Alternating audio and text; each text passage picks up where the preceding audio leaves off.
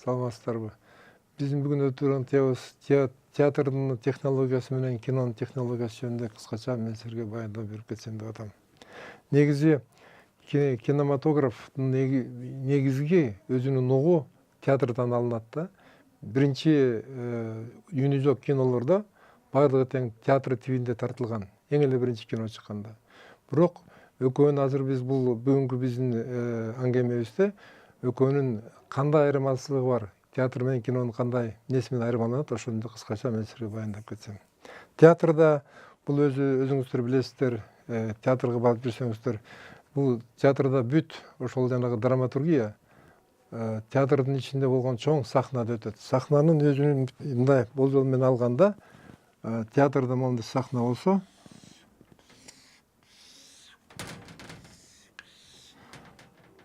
бул жагын деп коелук 12 метр узуну, бийиктиги болсо 6 метр деп коелук. 6 метр болсо, ушул жерде сахнада бүт режиссердун коюусу аркасында, коюусу менен ушул сахнада драматургиялык бир окуя болот да. Ал сахна бир жерде тургандыктан, өтө чоң болгондуктан, бул жерде өзүңөр билесиздер, театрда партерден баштап бир 20 рядка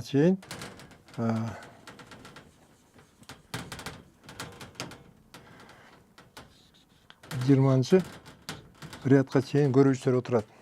Ошондуктан бул өзүнүн театрдын технологиясы боюнча артисттер ойногондо, бул сценага чыкканда биз айтып коебуз условный деп коет. Диалог менен, ошондой реплика менен катуу айтып, ошол актердун өзүнүн үнү менен, ошондуктан театрдагы актерлордун үнү ушунчалык жеткиликтүү болуш керек. Ошончолук күч менен айтканда, биринчи ряд менен 20 рядка жеткендей кылып туруп пьесаны ойношот да. Ошондо театрда кинодун айырмасы, бул жерде кичине эмоцияны көбүрөөк көрсөтүш керек. Ошондой эле условный грим деп коет. Гримди ошончолук биринчи ряддан 20 рядка көрсөтүш үчүн ал жерде кичине гримди көбүрөөк адамдын бетине жагыш керек да. Ошондой эле костюмдар өзү негизи турмуштагыдан бир аз айырмачылыраак болот да. Себеби ошол режиссер менен художниктин өзүнүн ойлоп чыгарган, ошол чыгармага ылайыктуу кылып жасаган костюмдар болот да. Алар мисалы үчүн биздин турмуштагы биз кийип жүргөн кийимдер окшошпой калышы мүмкүн. Ал жерде ошол сценадан 20 рядка чейин көрсөтүш үчүн атайын бир кандайдыр бир боектордун, костюмдун боекторун көбөйтүп коюшу мүмкүн. Ошондой эле жесттер менен мындай турмуштагыдай эмес, кичине эмоцияга менен ойношу керек да. Себеби антпесе арттагы отурган киши менен театрда отурган киши ошондой спектаклдин өзүнүн драматургиясын, ойногон актердун оюнун кабыл ала албай калат. Ошону кабыл алып жеткириш үчүн кичине киного караганда театрдын артисттери кичине эмоциялдуу күч менен, кыйкырык менен ойношот. Андан башка дагы айырмачылыгы, мисалы үчүн театрда бул сценада 3 гана актка бөлүнөт да. Башталышында, ортосунда, анан аягында болуп туруп. Ошондуктан декорация бул театрдын сценасында 3 гана жолу алмашылышы мүмкүн да. Условно бир комнатадан экинчи комната өткөндө, могу жерде айлампасы болот, ошо менен декорация уламында 3 бөлүктөн турса, улам бирөө келип туруп 3 акта 3 кандай декорация алмашышы мүмкүн да. Бул эми театрдын өзүнүн технологиясы ошондой сахнага каршы жасалган да. Андан башка актерлордун оюну дагы, мисалы үчүн спектаклга дайындаш үчүн, ошол генеральный көрүүчүлөргө генеральный спектакльге жеткириш үчүн режиссер кандай даярдыктарды көрөт. Биринчиден, алар өздөрү ошол эмени чыгарманы алып туруп, драматургияны актерлордун ортосунда декорация дайын бололок деле өздөрүнчө комнаталарда бири-бири менен читканы өткөрүшөт. Ошол диалогторду, репликаларды кандайдыр бир деңгээлге жеткенче булар өздөрү ошону черновой деп коет, өздөрүнчө отуруп алып бири-бири менен сүйлөшүп, ошону тактап, анан режиссерга дагы бул жерде көп жардам болот. Себеби ал өз көзү менен көрүп, ошол актерлор дагы режиссердун оюна өздөрүнүн оюн киргизип, өздөрү кошумчалап, кандайдыр бир ошол драманын бир кандайдыр көркүнө чыкканча, бул жалпы ошол труппа деп коет да, ошо группада канча актер болсо, артист болсо, ошо менен режиссер өздөрү маектешип отуруп туруп, бир кандайдыр бир деңгээлге жеткире алат да. Ошондой мүмкүнчүлүктөрү бар. Киного караганда бул жерде көп каражат жагынан дагы мүмкүнчүлүгү көбүрөөк. Ошондой эле экономдуу болот да. Ошондой эле өздөрүнүн технологиясы боюнча репетицияда көп нерсени тактап алышат. Анан кийин бул театрда негизи биздин турмуштагыдай кийимде болбойт, декорацияда болбойт. Жана айтып кетпедим мен силергечи. Ошону художник фантазиясы менен кандайдыр бир драматургия жараша ойлоп чыгарып, ошо менен сахнага чыга берет. Анан кийин декорация деле мисалы үчүн биздин мынагу үй десе үйгө окшобойт, ал бир кандайдыр элементтер менен жасалат да. Себеби театрдын өзүнүн технологиясы. Ошондой кылып туруп бербесе, анын мындай адамдарга жеткирүү жагынан, эстетика жагынан эгерде турмушка окшотуп салса, ал кичине кабыл алынбай калат да. Ошондуктан аякта мисалы үчүн орус тилинде айтып коет, условный декорация, условный грим, условный игра. Игра дегенден баягы оюн, актердун оюну условный эмес, условный болгону баягы эмоция менен ойнош керек да. Себеби ошол жана арткы ряддагы көрүүчүлөргө жеткириш үчүн бийик үн менен, бийик деңгээлде көрсөтүш керек. Ошондуктан эгерде театрда эмоция болбосо, ошончолук үн менен жеткире албаса, анда театрда ошол оюн кабыл алынбай калат. Көп нерселери көрүүчүгө жетпей калышы мүмкүн да. Ошондой эле айтып, мына декорация условный болот, ошондой эле костюмдар условный болот, гримдер условный болот, бардыгы. Ошондой эле условный жарык коюлат. Түн, кеч, ар кандай кылып туруп, ошол жарыктын күчү менен, көркөм жарык менен ошол сценаны неметишет да, сценаны ошол көркөм жарыктын, ошондой условный декорациянын жардамы менен көрүүчүлөргө жеткириш үчүн көркөмдөп аракет кылышат. Андан башка дагы бул театрда ошол акустикасына караш керек. Ошол бир сценада адам өзү карап атканда, эмне үчүн биз театрды кабыл алабыз? Театрды кабыл алган себебибиз көрүүчү отуруп алып туруп өзү ошол тандап алат, кайсы актерго көңүл буруш керек, кайсы фонду караш керек, психологический фактор деп коет да. Ошону карап отуруп көрүүчү өзү монтаждайт, өзү карайт, өзү кабыл алат. Кимди жана кинода айткандай толук план менен, крупный план менен алыш керек, кимди болсо кандай караш керек, ошол көрүүчү өзү тандап алат. Ошондой мүмкүнчүлүк бар театрдачы.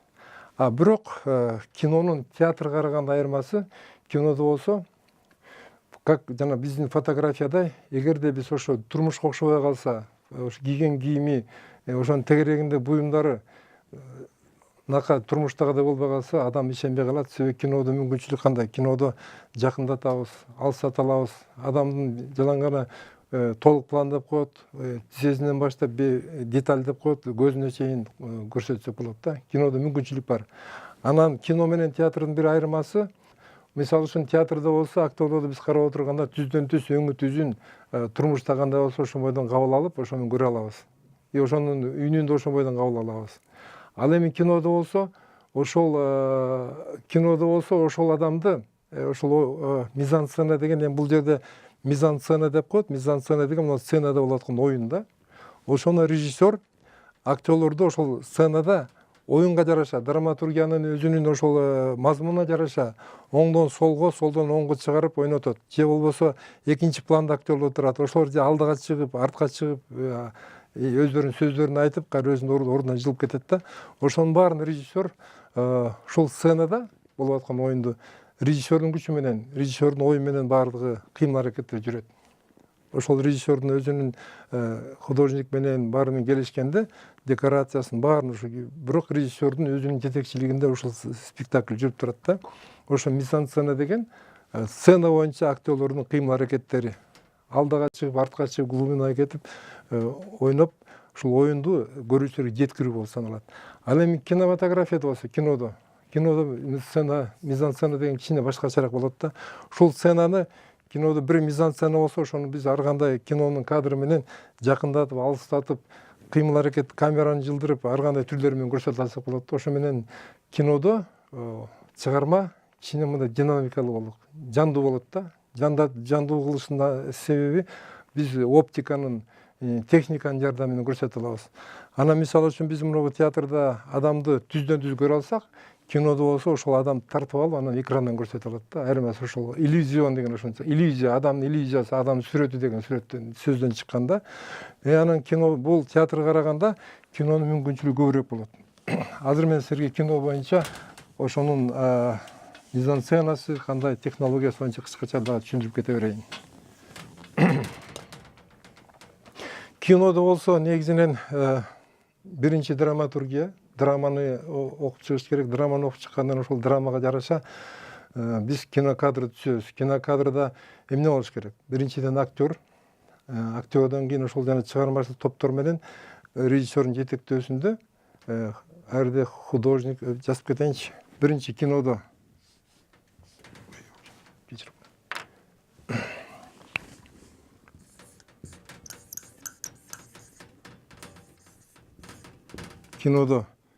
биринчи болуп драматургия,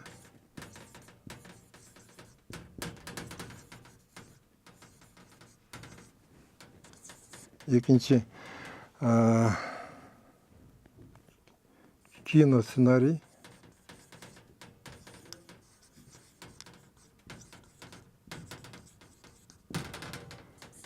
үчүнчү режиссердук сценарий,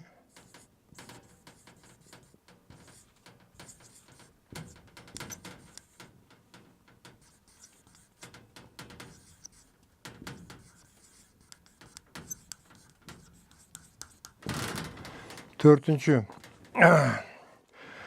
эң негизги кинонун өзүнүн булагында биринчи драматургияны тандап алыш керек. Темасын, идеясын тактап алып туруп, анан кийин аны киносценарийге айландырат. Киносценарийге айландырган убакта бул жерде драматург менен кинорежиссер экөө кошулуп киносценарийин жазып чыгыш керек. Киносценарийдин драматургиядан айырмасы бул киносценарийде ошону кадрга айландырыш керек. Ар бир жанагы жакын план, алыс пландарга айландырып, сценага бөлүп, эпизодторго бөлүп туруп жасалат бул жерде. Анан объекттерге бөлүнөт.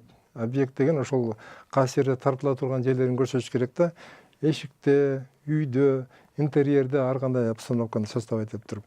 Анан ошол киносценарийде ошонун баары жазылыш керек. Киносценарий дайым болгондон кийин анан барып туруп кийинки режиссерлук сценарий пайда болот. А режиссерлук сценарийде режиссер кайсы топтор менен иштейт? Мен ошону силерге бир сер айтып кетейин.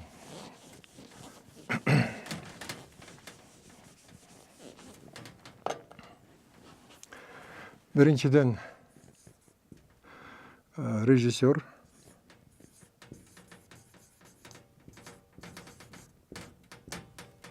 экинчи оператор,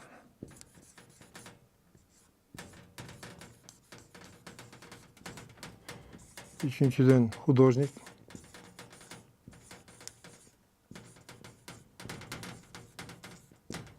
төртүнчү композитор,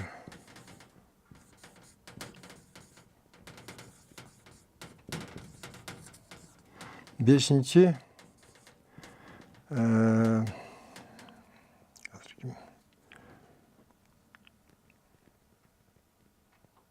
драматург жаздым, ладно, төртөө основной төртөөнү жазып коелучу. Негизи мынакей ушул төрт постановщик деп коет. Кинода эң негизи кинону жарата турган, кинонун мазмунун ишке ашыра турган драматургиянын негизинде көрүүчүгө жеткире турган төрт профессия. Режиссер-постановщик, оператор-постановщик, художник-постановщик, композитор болуп саналат. Булар эмне кылат? Режиссерский сценарий жазганда, режиссерлук сценарий деген ошол бул как бы эң негизги кинонун өзөгүн түзөт да. Ошол режиссерлук сценарийде бүт бардык майда чуйдасына чейин техникасы менен ошондой эле кандай тартыш керек, кайсы убакта ошонун баары көрсөтүлүш керек да. Себеби ошол кино негизи режиссерлук сценарий менен жасалат. Режиссерлук сценарийларда режиссер кандай ролду ойнойт? Режиссер ошол драматургияны эпизодторго бөлөт, кадрга бөлөт, сценага бөлүп баарын эметет. Бирок оператор болсо ошонун көркөмдөп кандай кылып көрсөтүш керек, кайсы ракурс менен, кандай жарык менен, кандай техника менен, кандай кыймылдар, движение менен тартыш керек, ошонун баарын оператордун кесибине кирет. Художник болсо ошол кадрга түшө турган актер кандай кийим кийиш керек, кандай фондо декорация или интерьер болобу, кандай ошону көркөмдөп чыгарыш керек, бул художниктин колунда да. Анан эгерде кээ бир тарых фильмдеринде болсо декорация салыш керек болот. Ошонун декорацияда художниктин ролу абдан чоң болот. Себеби ошол тарта турган, түшүрө турган жерде декорацияны ошол кездеги эпохага келтирип, ошол кездеги заманга жараша ошол декорациянын бүт курулушуна ошонун баарына көңүл буруш керек да, ошонун баарын түшүнүш керек, билиш керек, ошону кинонун драматургиясына жараша көрүүчүлөргө жеткирип алыш керек. А композитор болсо режиссердун драматургияны алгандан кийин өзүнчө черновой вариант деп коет, өзүнүн композициясын, кандай музыка болуш керек, ар бир эпизоддо, ар бир сценада кандай музыка, кандай үндөр болуш керек, ошонун баарын ойлонуп чыгарат да, ошонун үстүнөн иштейт. Анан чогулуп туруп режиссердук сценарий жазылат. Режиссердук сценарий деген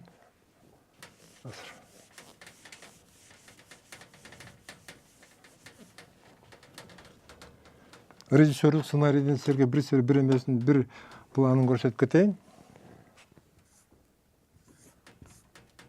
Жазбай калды го.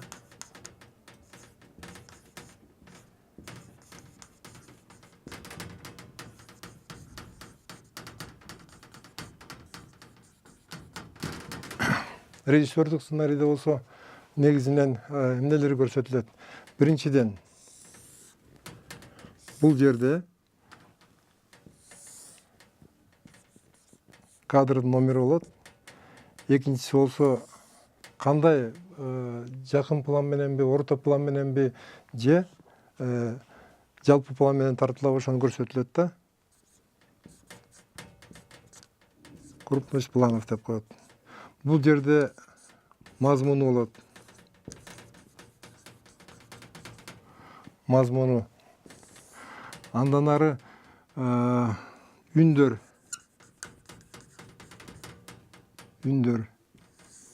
Техника.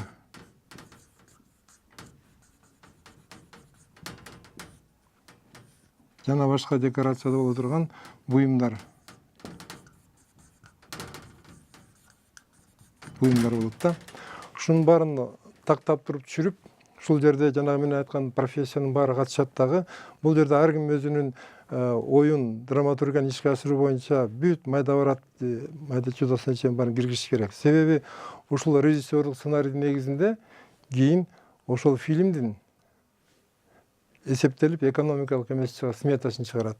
Эгерде ушул режиссердук сценарийге кандайдыр бир буюмдар кирбей калса, кандайдыр бир тетиктер же болбосо бир кандайдыр бир ойлор кирбей калса, кийин генеральный смета болгондон киргиз кыйыныраак болуп калат. Себеби ушу менен кийин экономикасын эсептеп чыгат.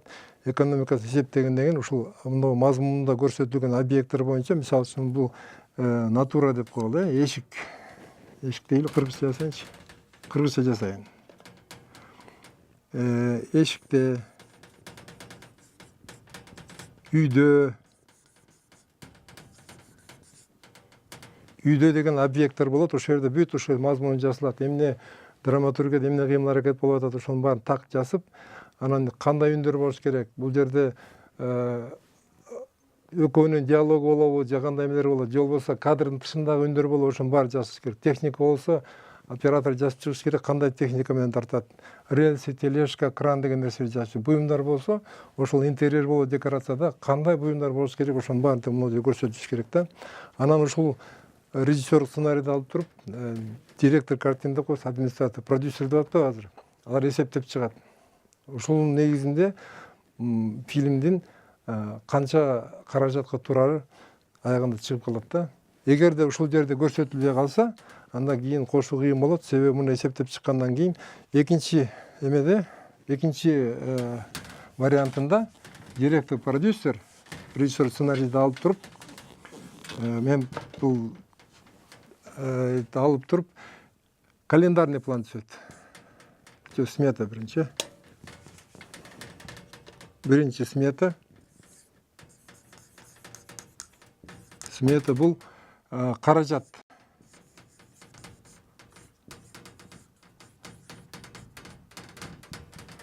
Каражат эсептелип чыгат. Жана режиссердун сценарийдин негизинде канча каражат менен тартса болот бул кинону эсептеп туруп тактап берет. Такталгандан кийин ошол каражаттарды тактап алгандан кийин календарный план дейт. Ошо мөөнөтү, ошол кинону түшүрүү мөөнөтүн чыгарыш керек. Кайсы убакта тартылат, кандай убактарда тартылыш керек, ошонун баарын календарный план деп коет да.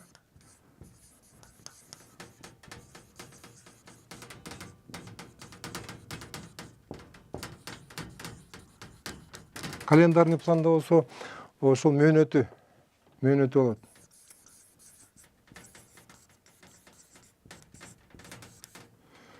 түшүрүү мөөнөтү деп койсок болот да, түшүрүү мөөнөтү да, кыскача айтканда.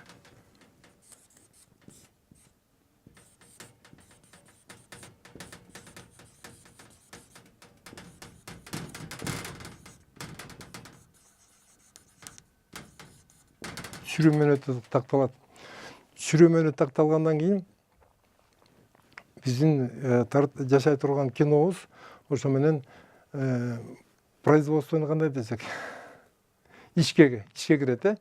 Ошол мынау жанагы сметасын тактагандан кийин, каражатын, мөөнөтүн тактагандан кийин фильм ишке кирет. Ошол киностудияга берилип, киностудияда ошонун негизинде группа топтолот да, кандай адамдар катышыш керек, кандай техника болуш керек, ошол техниканы кандай адамдар караш керек, канча актерлор керек, негизги каармандар, ортоңку каармандар, эпизод каармандар деп бөлүнүп, ошонун баарына тең такталгандан кийин кино тартуу башталат.